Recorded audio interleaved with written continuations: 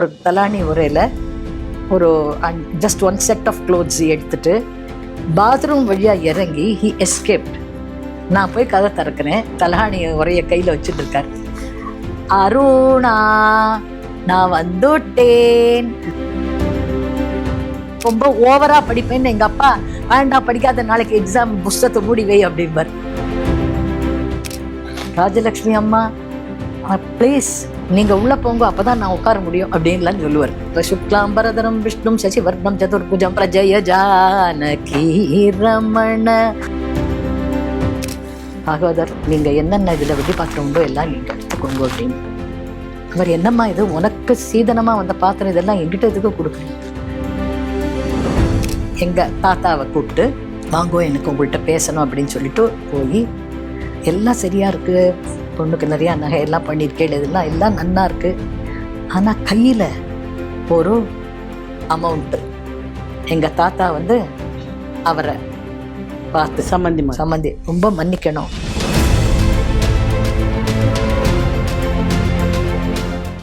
இப்போது புதிய அறிமுகம் ஆச்சி ஹோட்டல் சாம்பார் 50 கிராம் ரூபாய் 20 மட்டுமே.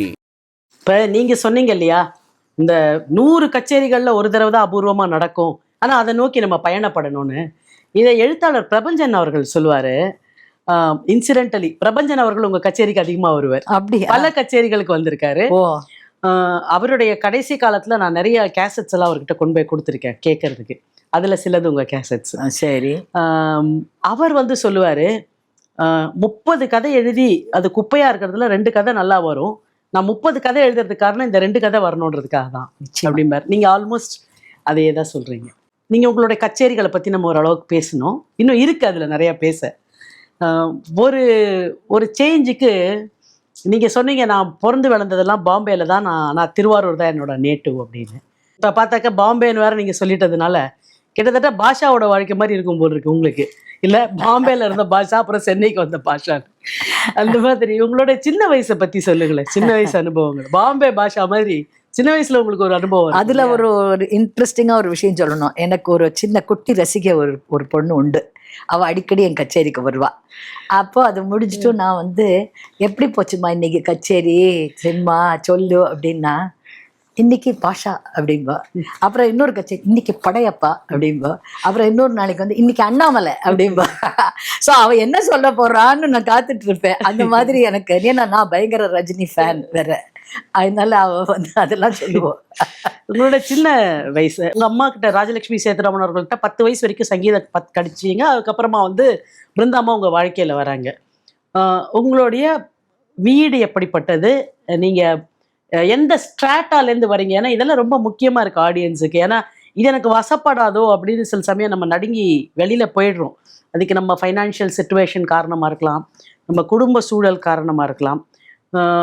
எது ஆக்குகிறது ஒரு குழந்தைய, எது வந்து ஒரு குழந்தைய கடைசியான கரெக்டான ஒரு இடத்துக்கு எடுத்துன்னு போகிறது? உங்கள் வாழ்க்கையில் அது எப்படி நடந்தது? பேரண்ட்ஸ்க்கு 2 பேருக்குமே ரொம்ப ஃபார்ச்சுனேட்லி மியூசிக்கில் ஒரு இன்ட்ரெஸ்ட் உண்டு. ரொம்ப ஒரு லோவர் மிடில் கிளாஸ் ஃபேமிலி. அப்பா வந்து சின்ன ஸ்கூல் முடிச்சுட்டே பாம்பே போயிட்டார். சவுத்துலேருந்து போய் அவர் சம்பாதிச்சே ஆகணுங்கிற கட்டம். ரயில்வேல சேர்ந்து படிப்படியாக அவர் இது பண்ணிட்டு வந்தார். ஸோ ரொம்ப சிம்பிள் லைஃப் தான். Simple to the extend that நம்ம வீட்டில் வந்து கெஸ்ட்டு வந்தால் தான் மில்க் ஃபுல்லாக கிடைக்கும், இல்லைன்னா இட்ஸ் ஒன்லி டீ, அவ்வளோதான். அந்த அளவுக்கு we have to be thrifty with every திங்ங்கிற லெவலில் தான் இருந்தது. அஃப்கோர்ஸ் அதுக்கப்புறம் அப்பா கொஞ்சம் கொஞ்சம் முன்னேறி அதெல்லாம் நடந்தது. ஆனால் இவ்வளவு சிம்பிள் சர்க்கம்ஸ்டான்ஸில் இருந்தாலும் அவங்களுக்கு அந்த சங்கீதத்து மேலே ஒரு அபரிமிதமான ஒரு காதல் இருந்ததுனால, அந்த காலத்தில் பம்பாயில் ஆர்டிஸ்ட்ஸ் வந்தால் அவளுக்கு தங்கும்படியான ரொம்ப சௌரியமான இடங்கள் இருக்காது, சாப்பாடெல்லாம் கொஞ்சம் அப்படி தான் இருக்கும். வந்தா ட்ரெயினில் வருவா, வந்த அடுத்த நாள் அன்றைக்கே கிளம்பி போக மாட்டா. இன்றைக்கி என்ன, அன்றைக்கி காத்தால ஃப்ளைட்டை பிடிச்சி அங்கே போய் ராத்திரி கச்சேரி, சம்டைம்ஸ் மிட் நைட் ஃப்ளைட் எடுத்து ஆர்டிஸ்ட் வேறு ஊருக்கு போய்டுறாங்க. அப்படி கிடையாது, வந்தால் 1 வாரம் 10 நாள் இருப்பாள் ஆர்டிஸ்ட். அப்படியெல்லாம் இருக்கும்போது எங்கள் வீடு தேடி நிறையா ஆர்டிஸ்ட்ஸு வருவாள். முக்கியமாக ஒரு கம்ஃபர்டபுள் அட்மாஸ்ஃபியர், ஒரு நல்ல வீட்டு சாப்பாடு, சங்கீதம் தெரிஞ்ச ஒரு குடும்பம் அப்படின்ற மாதிரி தான் வந்தாங்க அவங்க. It's not because my parents ஒரு அஃப்ளூவெண்ட் ஆர் எனிதிங், அப்படி கிடையாது. ரொம்ப சின்ன வீடு, சௌலபியமா இருப்பாங்க, அதனால என்னமா சௌலபியமா இருப்பாங்க. 650 ஸ்கொயர் ஃபீட் தான் வீடு. இருந்தாலும் நிறைய மியூசிஷியன்ஸ் வர ஆரம்பிச்சாங்க. அந்த மாதிரி வந்ததுல வந்து மதுரமணி ஐயர், ஜி.என். பாலசுப்ரமணியம் அவர்கள், பாலசரஸ்வதி அம்மா, சி.ஆர். மகாலிங்கம், அந்த மாதிரி நிறைய ஆர்டிஸ்ட். மகாலிங்கம் சார் உடைய, நீங்க மகாலிங்கம் சொல்றது ஒரு அபூர்வமான, ரொம்ப நாள் கழிச்சு நான் சொல்றது ஃப்ளூட் வித் மகாலிங்கம். அவரை நீங்க எந்த ஏஜ்ல பாத்திருப்பீங்க? நீங்க உங்களுக்கு வயசு? எனக்கு என்ன ஒரு 7-8 வயசு இருக்கும். அப்போதான் அவரை பார்த்தேன், வீட்டுக்கு வந்திருந்தார்.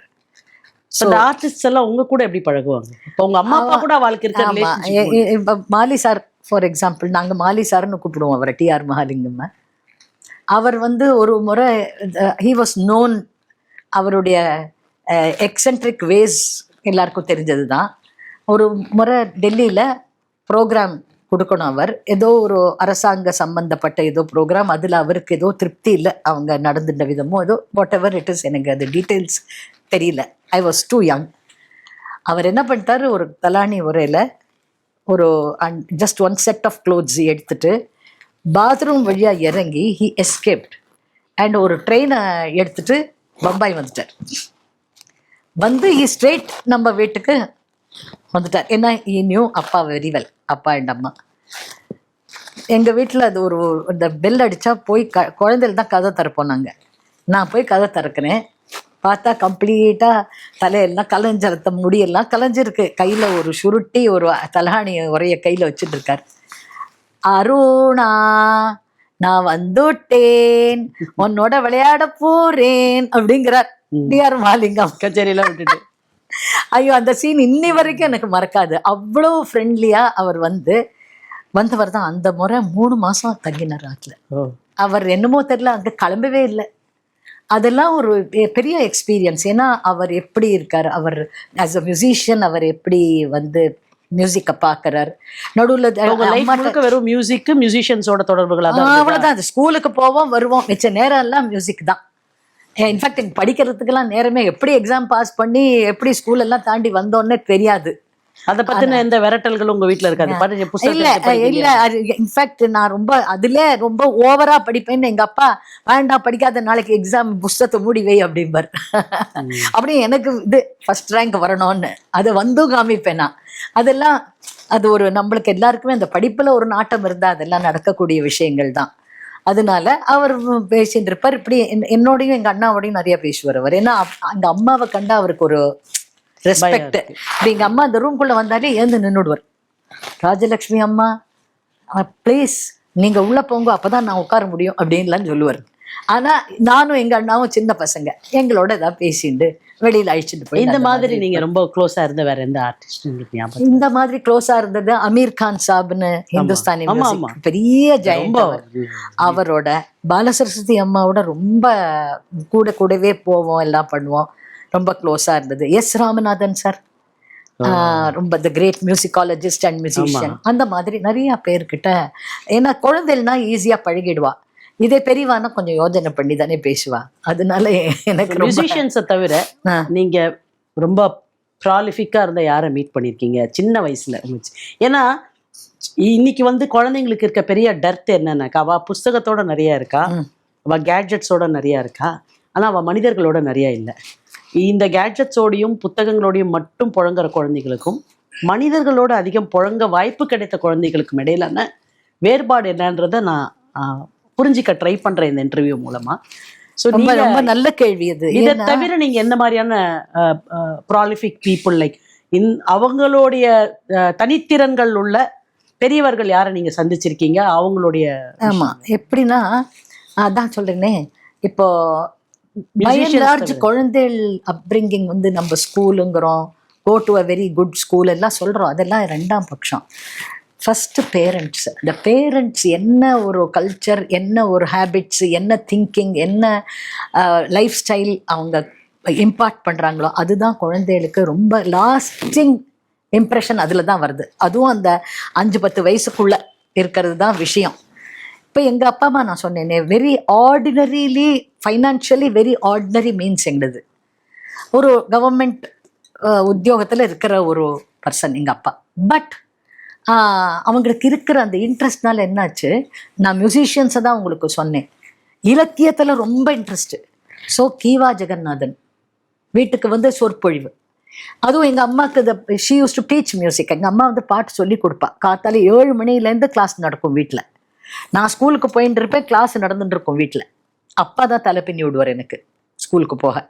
அப்போ எங்கள் அம்மா ஒரு ஒரு ஒரு ஒரு வார்த்தையை விட்டால் போகிறோம், அத்தனை லேடிஸ் அவங்க ஹஸ்பண்ட்ஸோட வந்துடுவாங்க. ஸோ இப்படி மூச்சு விடுறதுக்குள்ள ஒரு 20-30 பேர் அந்த ரூமில் வந்துடுவாங்க. கீவா ஜெகநாதன் வந்து பேசுவார். அப்புறம் வந்து கீரன் வந்து சொற்பொழிவு டக்குன்னு அப்படியே உடனே உடனே ஒரு பேச்சு, ஒரு அது பாட்டுக்கு ஆரம்பிச்சா 2 மணி நேரம் போகும்.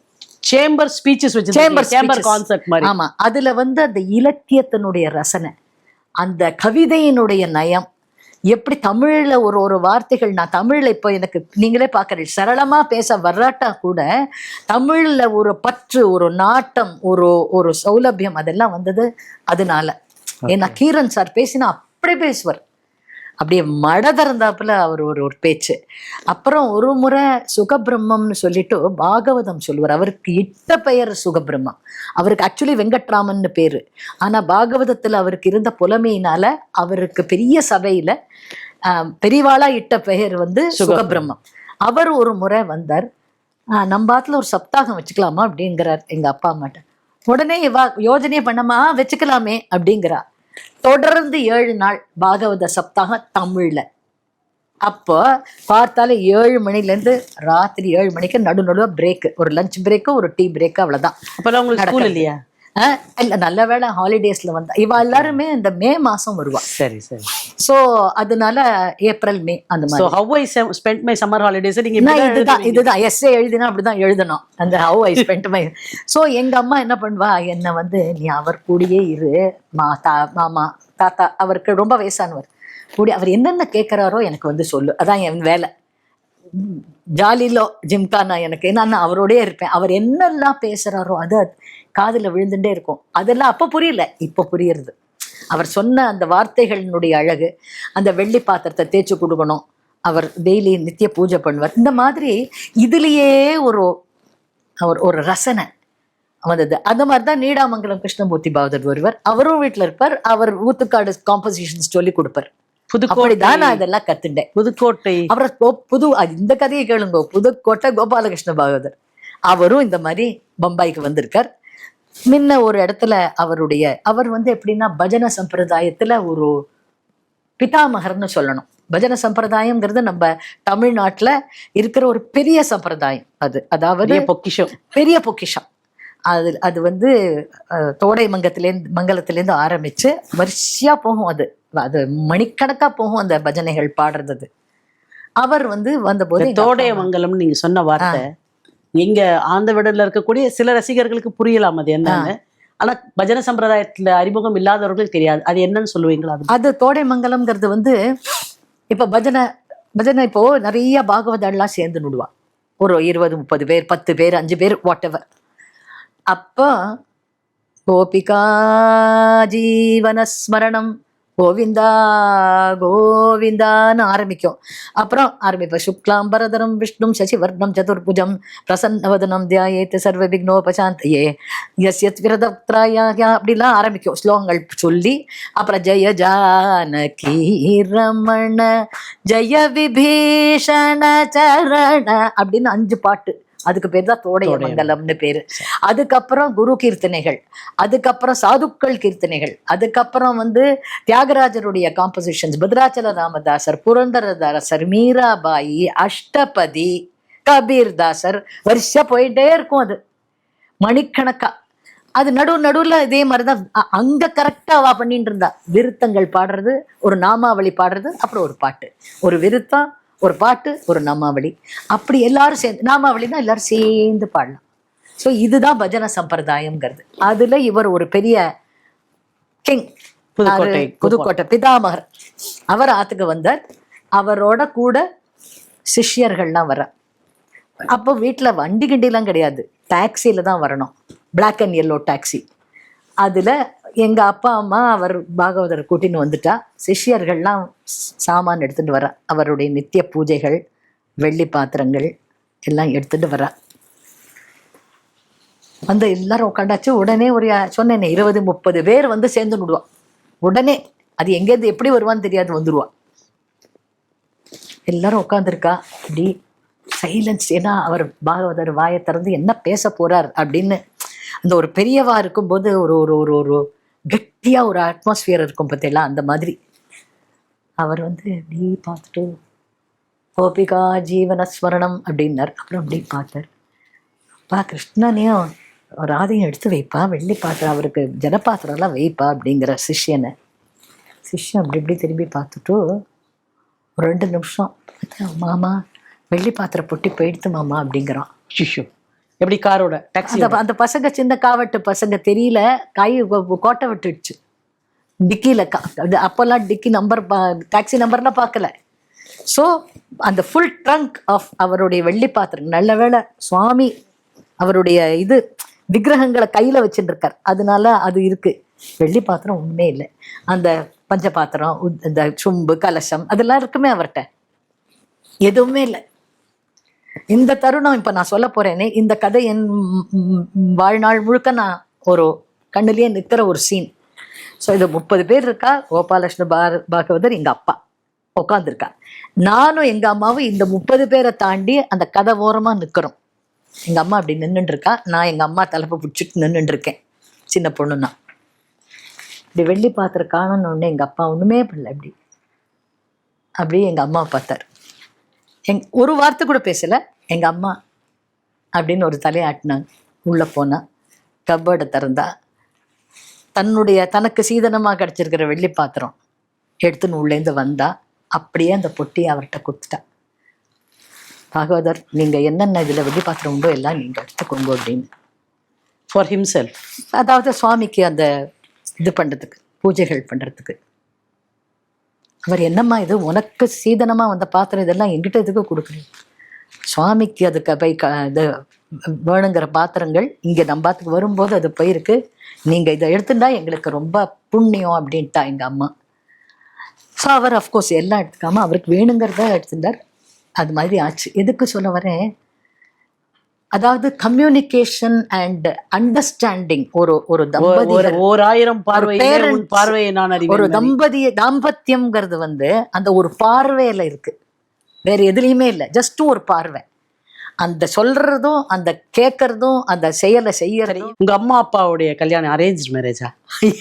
ஆமா, அந்த காலத்துல அரேஞ்ச் இல்லாம எப்படி? இன்ஃபேக்ட் அதுல நீங்க கதை கேட்டீங்கன்னா அது ஒரு இன்ட்ரெஸ்டிங் கதை, personal story. But I would like to share with you if it's all right.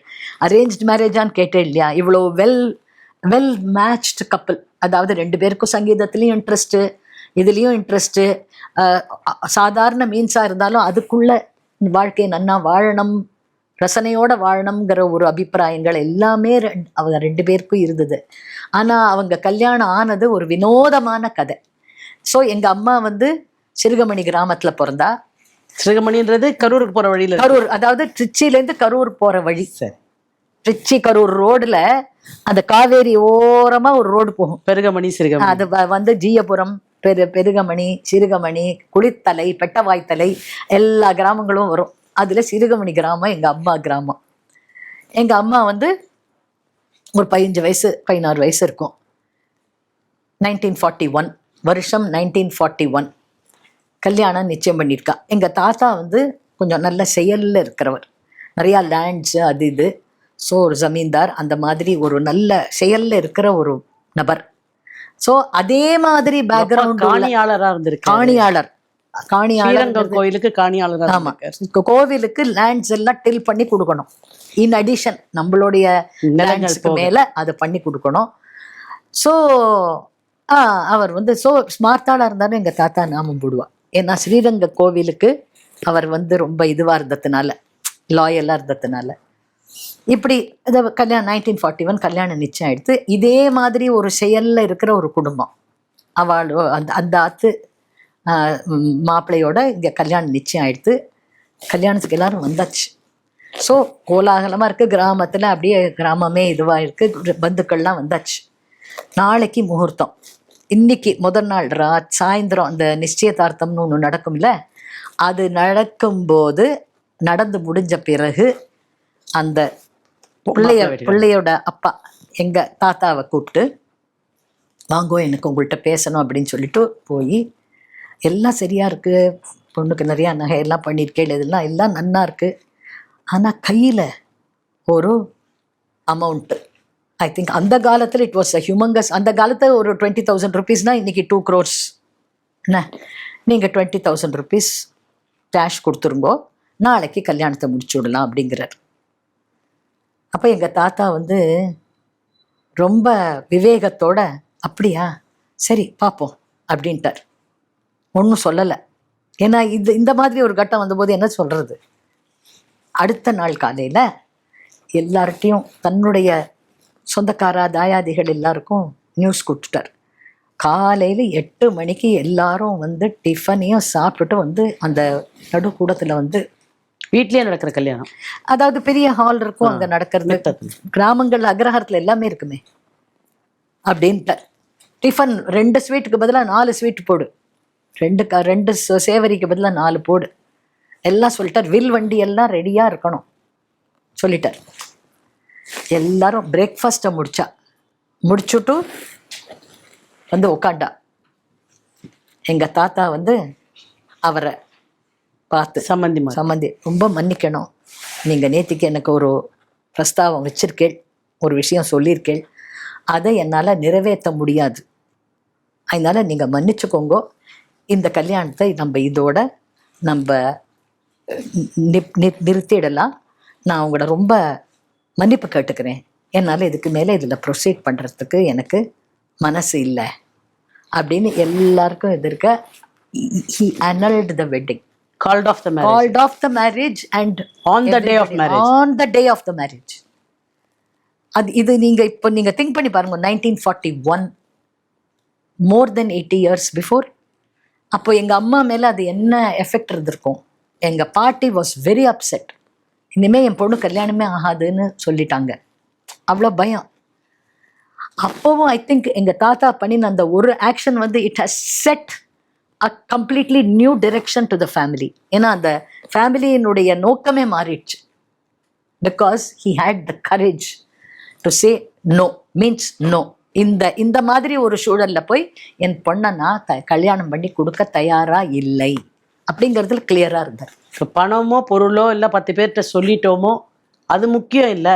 இந்த கல்யாணம் நடந்தா என் பொண்ணு நல்லா இருப்பாளா நல்லா இருக்க மாட்டாளா, நல்லா இருப்பான்னா இந்த கல்யாணம் நடக்கட்டும், நல்லா இல்லைன்னா எத்தனை பேர்கிட்ட சொன்னா என்ன, நோக்கம் வந்து பெண்ணுக்கு நல்லா கல்யாணம் நடக்கணும்ன்றது தானே தவிர எத்தனை பேர்கிட்ட சொன்னோம் நம்மளோட மரியாதை என்னன்றது. என் பொண்ணு இந்த huge message to the present generation. Will she be happy in this family? No, because they value money more than anything else. No. அந்த கரேஜ் இருந்தது வந்து I think it's I'm very proud, I feel very proud that அந்த மாதிரி ஒரு அது ரொம்ப ப்ரௌடுன்றதை விட இது ரொம்ப அதாவது ஒரு ரெலவென்ட்டும் ஒரு ட்ராமாவை எப்படி ஹேண்டில் பண்ணணும். Actually it is an emotional drama இல்ல. ஆமா, அந்த நைட்டு முழுக்க வந்து அவருக்கு என்ன ட்ராமா இருந்திருக்கும், இந்த கல்யாணத்தை நடத்தி பரவாயில்லன்னு ஒப்பேத்தி அனுப்பிடுறதா, இல்ல இந்த மாதிரி ஒரு டைம்ல மிரட்டுறவங்க, இல்ல சந்தர்ப்பம் பார்த்து நம்மகிட்ட பணம் கேட்கணுன்றவங்க இதுக்கப்புறம் என் பொண்ணு எப்படி வச்சு வாழ்வாங்க, ஒவ்வொரு தடவையும் இவங்க இந்த மாதிரி ஒரு பிரச்சனை பண்ணுவாங்களா மாட்டாங்களான்றது அது ரெண்டும் போயிட்டே இருந்திருக்கும் அந்த ராத்திரி முழுக்க. அதான் பரவாயில்ல 10 பேர் எதிர இனி கல்யாணமே நடக்காட்டி கூட பரவாயில்ல, அதுக்கும் ஒரு வாய்ப்பு இருந்திருக்கும் இல்லையா. அவள் நடக்காட்டி கூட பரவாயில்ல, ஆனா தப்பான ஒரு கல்யாணத்துல மாட்டிக்க கூடாது, அது கல்யாணம் ஆகாட்டி கூட பரவாயில்லன்ற அந்த இடத்துலதான் அந்த டெசிஷன் எடுத்துக்க முடியும். ஆமா, இன்னைக்கு நிறைய பேருக்கு அதை எடுக்கிறது தான் பெரிய தைரியம் இல்லை. அது ஃபேஸ் சிச்சுவேஷன் அந்த டயத்துல வந்து வேல்யூ நம்மளுக்கு எது மோஸ்ட் இம்பார்ட்டன்ட்னு திங்க் பண்றதுக்கு நம்ம குழந்தையோட லைஃப் தான் முக்கியமே தவிர மற்ற எல்லாமே ரெண்டாம் பட்சம். ஸோ த ஃபாலோயிங் இயர் தான் my father who came from a very ordinary family, but இதுதான் நம்மளுக்கு சரின்னு எங்க தாத்தா முடிவு பண்ணி values are more important that மணின்னு அதுக்கு அப்படி நடந்த ஒரு கல்யாணம் அது. அதனாலதான் அந்த ஒரு பார்வையை பார்த்த உடனே அந்த இது அது புரிஞ்சுட்டு அதான். ஸோ அந்த மாதிரியான ஒரு 2 பேருக்கு ஒரு நல்ல அண்டர்ஸ்டாண்டிங் இருக்கக்கூடிய ஒரு ஃபேமிலியில வளர்ற நீங்க முதல்ல சொன்னீங்க பொருளாதார வசதி பெருசு கிடையாது எங்க வீட்டுல. ஆமா, பாலே வந்து சொந்தக்காரங்கெல்லாம் இல்ல, கெஸ்ட் யாருன்னா வந்தாதான் பால், அதுல டீ தான். அப்படிதான். இந்த மாதிரி ஒரு பேசிக்ஸ்குள்ள வாழறத வந்து நீங்க எப்படி அது அந்த அக்செப்டன்ஸ் எப்படி இருந்தது? இப்போ இன்னைக்கு குழந்தைங்களுக்கெல்லாம் வந்து கம்பேர் பண்ணி பார்க்குறாங்க இல்லையா பியர்ஸோட, அந்த குழந்தை வேற மாதிரியா இருக்கு, இந்த குழந்தை வேற மாதிரியா இருக்கு, எனக்கு மட்டும் ஏன் இது கிடைக்கலன்னு. நீங்க இதை எப்படி ஹேண்டில் பண்ணீங்க? இல்லை நீங்க இதை ஹேண்டில் பண்றதுக்கு உங்க பேரண்ட்ஸ் என்ன விதத்துல உதவுனாங்க? அவங்க வந்து இதை அது ஃபீல் பண்ணவே விடவில்லை. That was no occasion for us to அது ஃபீல் பண்ணவே இல்லை. ஏன்னா லைஃப்ல வந்து இந்த இலக்கியம், சங்கீதம், நல்ல சத்சங்கம், நல்ல மனுஷாலோட ஒரு பழக்கங்கள் இதெல்லாம் இருக்குங்கும்போது நம்ம எந்த குழந்தையுமே இந்த மெட்டீரியல் பெனிஃபிட்ஸ்க்கு கிரேவே பண்ணாது. குழந்தைகளுக்கு என்ன வேணும்? அன்பு வேணும், ஆதரவு வேணும், அதுதான் வேணும் குழந்தைகளுக்கு. they don't need money. இதெல்லாம் substitutes. நிறைய பேசணும். Money today has become a substitute for the absence of the parent. Wonderful. that is the problem. அது இல்ல பேசுவதற்கும் பழகுவதற்கும் ஆட்கள் இருந்தாக்க பொருட்கள் தேவையில்லை அப்படின்ற இடத்துக்கு no child wants it. Which child will want it? Nobody. உங்களோட சைல்ட்ஹுட்டை பத்தி பேசணும். உங்க காலேஜ் டேஸ்ல உங்க பேரண்ட்ஸ் உங்களுக்கு கொடுத்த சப்போர்ட்டு, அதுக்கப்புறம் உங்களுடைய கல்யாண வாழ்க்கை, இதை பத்தி நீங்க சொல்ல முடியுமா? 18 வயசுல கல்யாணம். இன்டர் படிச்சிருந்தேன், இன்டர் எக்ஸாம் எழுதினேன்.